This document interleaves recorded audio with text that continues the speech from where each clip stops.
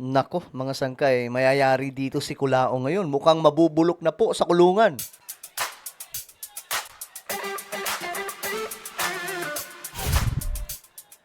Yo guys, what's up? This is me. I'm back for another vlog today. Kamusta po kayo mga kababayan, mga solid sangkay? At ito nga po pag-uusapan natin ngayon.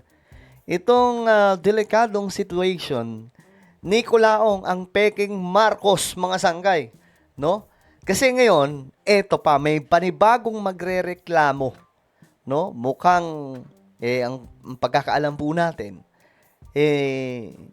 hindi daw makapagpiyansa ngayon. Magkano lang ang ipapiyansa niya? 100,000 mahigit. Pero hindi po niya magawa. Bakit? Ang trilyonaryo, bigla pong naglaho ang pera.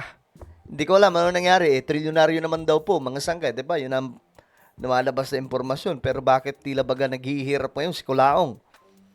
Bago natin mag-usapan yan, sa mga hindi pa po dyan nakakapag-subscribe sa ating YouTube channel, i-check nyo po sa baba ng video na to, makikita nyo po dyan yung subscribe button. I-click nyo lang po yung subscribe, i-click ang bell, i-click ang all. Alright? Ulitin ko, i-click ang subscribe, bell, at all. Sa mga nanonood po sa Facebook, i-follow nyo po yung ating Facebook page. Okay.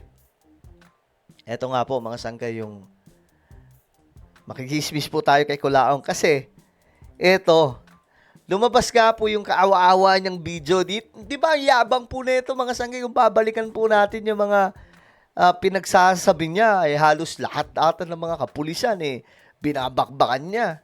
Sinasabihan pa po niya yung ibang mga pulis na mga tauhan ko yan, mga bata ko yan, di ba? Mga general, binagmumukha lamang po niyang kung sino-sino lang. Ngayon, mga sangkay, eto na ang nangyari. Tignan po natin, mukhang, naku, malabo makapagpiyansa pala ito Ayan. Ayon po kasi sa report, ang CIDG, maghahain po naghain, hindi pala maghain. Naghain na po sila ng opposition for bail. For what? Mga sangkay, against vlogger na si Norman Mangusin. Dahil sa nakambinbin pa nitong kasong estafa sa Pasay RTC. Naku, yari. Mukhang mabubulok po talaga ito sa kulungan ba? Ayon sa pulisya, wala pang tugon ng korte kaugnay ng kanilang motion. Ang dami po pala nitong pala nitong kaso, no? At ngayon, sabi dito, pansamantala inilipat na sa kustodiya ng Parañaque City Jail si Mangusin, alinsunod sa inilabas na commitment order ng korte. Ito po 'yon. Kapamilya, inilipat na nga ang vlogger na si Norman Mangusin o mas kilala bilang Francis Leo Marcos Pa-Marcos ka pa. sa Parañaque City Jail ngayong Biyernes ng umaga. Ito'y matapos hindi siya makapagpiyansa ng 120,000 pesos para sa kinakaharap niyang kaso na 12 counts of unjust vexation. Kita niyo mga sangkay, kalbo na po siya, di ba? Naritwalan po siya sa loob ng kulungan, mga sangkay, no choice kinalbo po ng mga nakakulong. Ito yung sinampa sa kanya ng vlogger na si MG. Samantala, naghain naman ng opposition for bail ang CIDG para pigilan kung sakali nga siya ay magpapiyansa dahil sa mga nakabinbin pa nitong mga kaso. Daming kaso pala nito.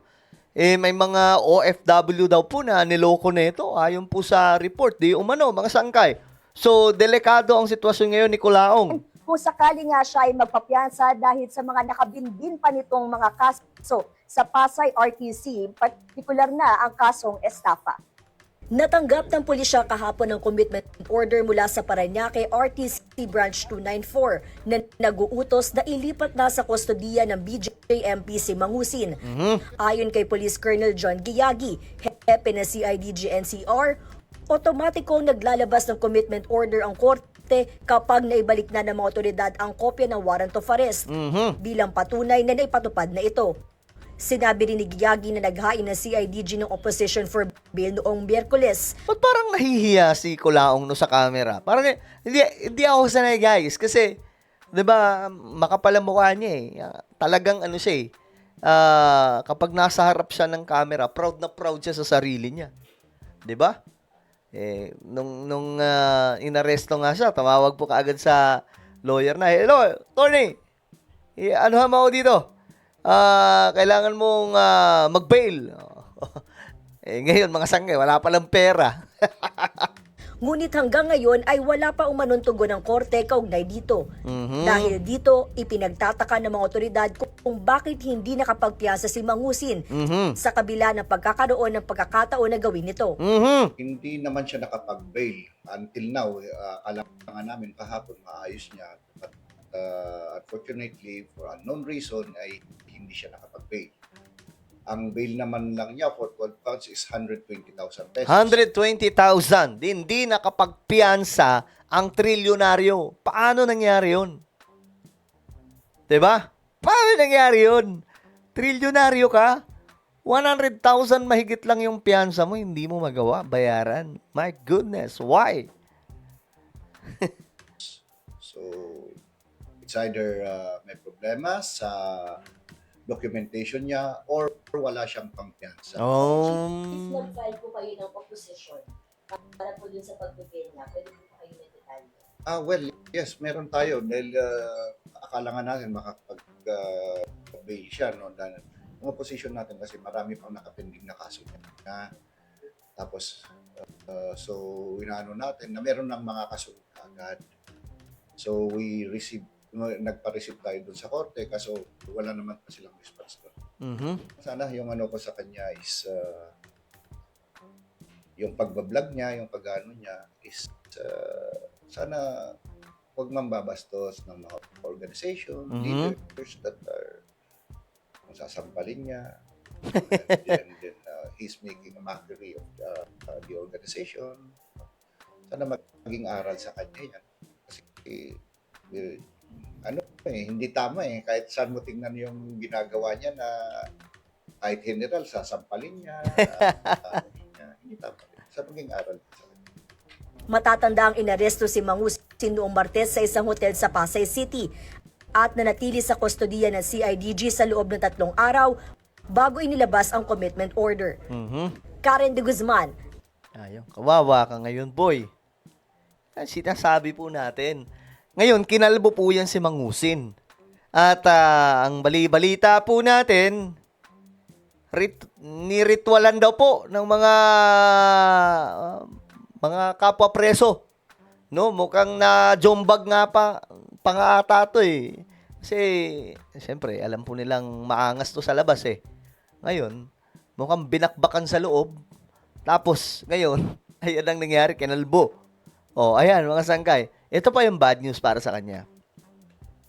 Si Manny Pacquiao, si Manny Pacquiao, magpa-file daw po ng cyber libel case against the fake Marcos. So, delikado siya dito. Ayun, former Senator Manny Pacquiao is set to file a cyber libel complaint against arrested vlogger Norman Mangusin, also known as Francis Leo Marcos, over alleged defamatory statements and insults against him and his mother. O, sabi ni Manny Pacquiao, yung abogado ko, ready na siya, may mga violations siya. Especially yung nagkiklaim siya na may utang ako sa kanya. Hindi ko pa rin siya nakikita. O, hindi ko pa siya namimit in person. O, ayan na ha. Parang sabi niya, yung mama ko na mukhang bakulaw. So, hindi maganda yan. Nasasaktan ako. Yung pagsisira niya sa pangalan ko na mag-claim siya na may utang ako sa kanya, masama. Alam mo, hindi maganda yung mga ganong tao. Dapat huwag tularan.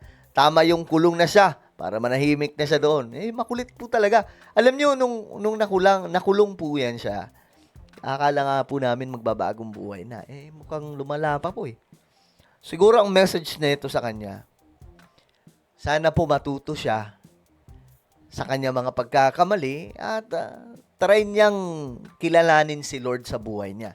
Nang sa ganon, magkaroon siya ng maayos at direksyon na buhay. Hindi yung ganyan. Kita niyo, ang dami po niyang nakakaaway. Di ba, pati mga general, nakaaway niya. Pati nga presidente, binabangga niya. Di ba? Ang bihira. So, maging aral sana ito sa kanya. At naway makilala niya ang Panginoon para nang sa ganun, magkaroon po ng maayos na direksyon ng kanyang buhay. Alright? So, ano po ang inyong opinion tungkol dito sa nangyari kay Kulaong, no? Comment down below. Meron po tayong YouTube channel. Ito po ay Sangkay Revelation. Hanapin nyo po ito sa YouTube ngayon din.